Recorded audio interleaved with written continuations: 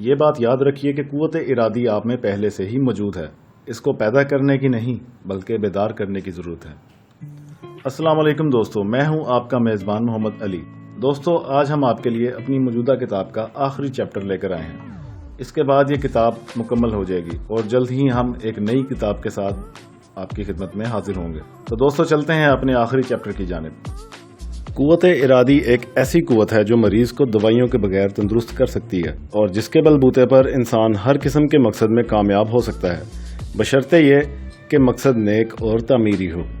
مجھ سے ہر کوئی یہ سوال پوچھتا ہے کہ قوت ارادی کیسے پیدا کی جاتی ہے، اور جواب بتانے پر معلوم ہوتا ہے کہ جواب سمجھنے کی کوشش ہی نہیں کی گئی۔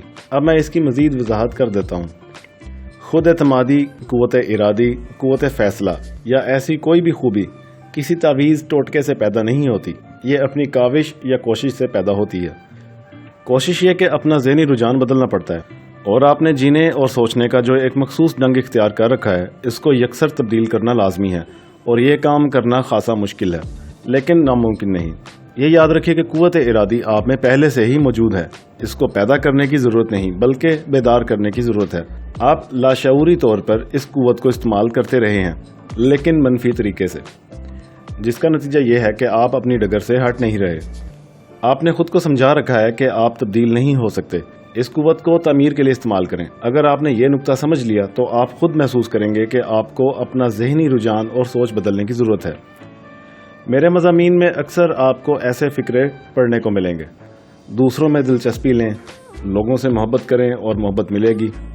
علم نفسیات اپنی ذات سے توجہ ہٹا کر دوسروں میں دلچسپی لینے کا سبق دیتا ہے۔ آپ خود پر جتنی توجہ مرکوز کریں گے اتنے ہی ذہنی مریض ہوتے جائیں گے۔ لہٰذا سب سے پہلا کام یہ کریں کہ اپنے اوپر سے توجہ ہٹا لیں اور ارد گرد کے لوگوں میں دلچسپی لیں۔ ہر کسی سے یہ توقع نہ رکھیں کہ وہ آپ ہی کی خوشنودی اور آپ ہی کے مفاد کو ترجیح دے، بلکہ ایسا رویہ اختیار کریں کہ آپ دوسروں کی مدد کے لیے ہی پیدا ہوئے ہیں۔ دوستو، بعض لوگ قوت ارادی کا مطلب کچھ اور ہی لیتے ہیں، مثلاً ضدی پن، ڈکٹیٹرشپ، دوسروں کی تذلیل کرنا وغیرہ۔ ایسے افراد اکثر بہت اونچا بولتے ہیں اور وہ کسی کی بات کو تسلیم کرنا اپنی توہین سمجھتے ہیں، خواہ وہ خود غلطی پر ہی ہوں۔ حقیقت میں یہ قوت ارادی کا مظاہرہ نہیں بلکہ اپنی کمزوریوں کو چھپانے کا ایک لاشعوری طریقہ ہے۔ ان کمزوریوں پر قابو پانا نفسیات کی صحت کے لیے نہایت ضروری ہے، کیونکہ یہ سب کرنے پر کوئی بھی آپ کو پسند نہیں کرتا، بلکہ بعض لوگ تو آپ سے نفرت بھی کرنے لگ پڑتے ہیں۔ اگر آپ کے سامنے آپ کے ساتھی، بیوی، بچے یا دوست خاموش ہو جاتے ہیں تو اس کو اپنی جیت نہ سمجھیے، بلکہ وہ سب آپ کو ناپسندیدگی کی نظروں سے دیکھتے ہیں۔ جن لوگوں میں قوت ارادی مضبوط ہوتی ہے، ان میں ڈسپلن اور اعتدال ہوتا ہے۔ وہ پہلے دوسروں کی سنتے ہیں اور پھر اپنی سناتے ہیں، اور وہ بھی ایسے انداز میں کہ دوسرے ان کی بات سنتے بھی ہیں، تسلیم بھی کرتے ہیں اور ان کا احترام بھی کرتے ہیں۔ ایسے افراد کو صحت مند شخصیت کہا جاتا ہے۔ قوت ارادی کو بیدار کرنے کے لیے خود میں انقلاب لانا پڑتا ہے۔ سب سے پہلے کاہلی اور سستی پر قابو پانا ضروری ہے۔ جو لوگ سستی اور کاہلی سے دستبردار نہیں ہوتے، وہ اپنی قوت ارادی کے غلط استعمال کی وجہ سے غلط ڈگر سے نہیں ہٹتے۔ دوستو، ایک فرق واضح طور پر یہ سمجھ لیجئے: ارادہ اور خواہش دو مختلف چیزیں ہیں، اور بیشتر لوگ خواہش کو ارادہ سمجھ لیتے ہیں۔ خواہش سوچ پر مبنی ہے اور ارادہ عمل پر یا جد و جہد پر ہے۔ مقصد لا حاصل ہو تو قوت ارادی آپ کی کوئی مدد نہیں کر سکے گی۔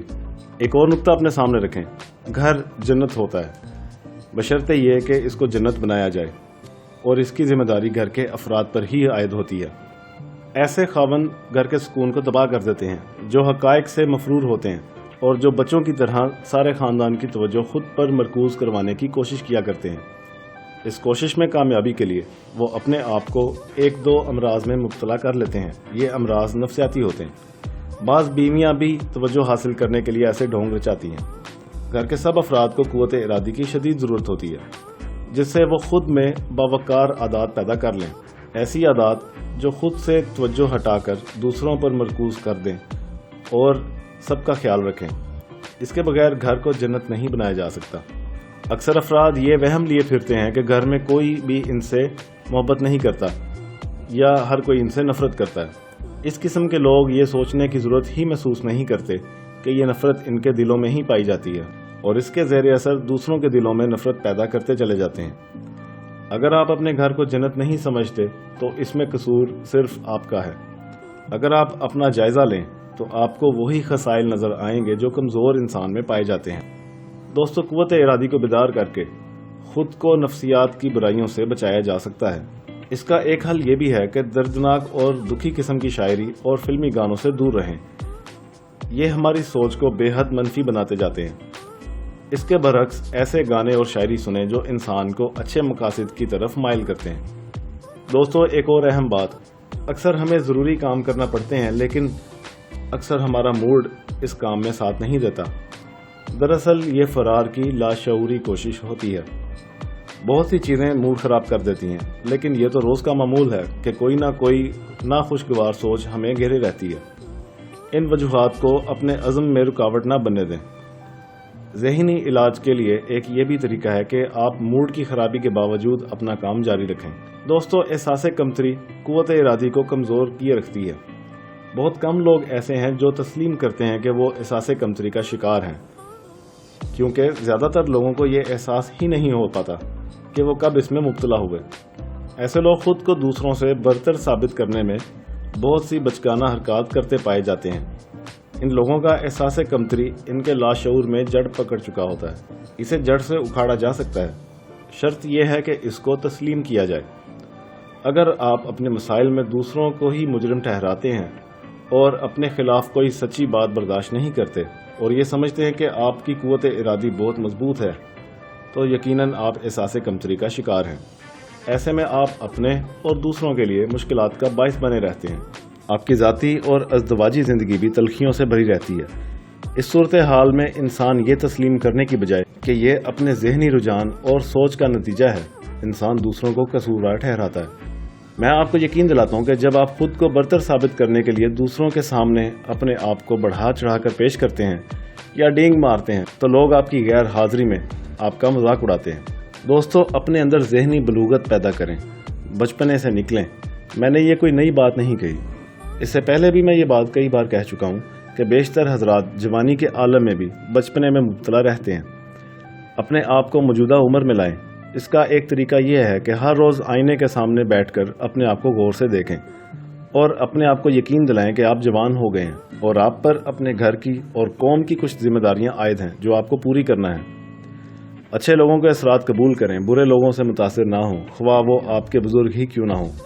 ہمارے ہاں یہ مرض عام ہے کہ ماں باپ یا چچا وغیرہ کتنے ہی برے کیوں نہ ہوں، ان کے اثرات قبول کیے جاتے ہیں اور ان کے جھوٹ کو بھی سچ مانا جاتا ہے۔ ایسے بزرگ اپنے بچوں میں بری خصلتوں کے جراثیم چھوڑ جاتے ہیں۔ اگر آپ نوجوان ہیں تو اپنے آپ میں اتنی ذہنی بلوغت پیدا کریں کہ اچھے برے میں تمیز کر سکیں، باوقار اور باعزت لوگوں میں اور صحت مند ماحول میں اٹھیں بیٹھیں۔ آپ پر جنسی آوارگی اور انحراف کے اثرات سب سے زیادہ ہیں۔ آپ کی بیشتر نفسیاتی خامیوں کا باعث احساس جرم ہے جو آپ نے اپنے اوپر طاری کر رکھا ہے۔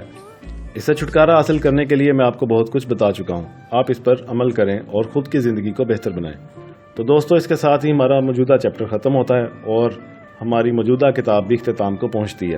امید ہے یہ معلومات آپ سب کے لیے بہت مفید رہی ہوں گی۔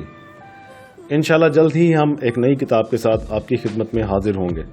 تب تک کے لیے اپنا اور خود سے جڑے ہوئے لوگوں کا خیال رکھیں۔ خدا حافظ۔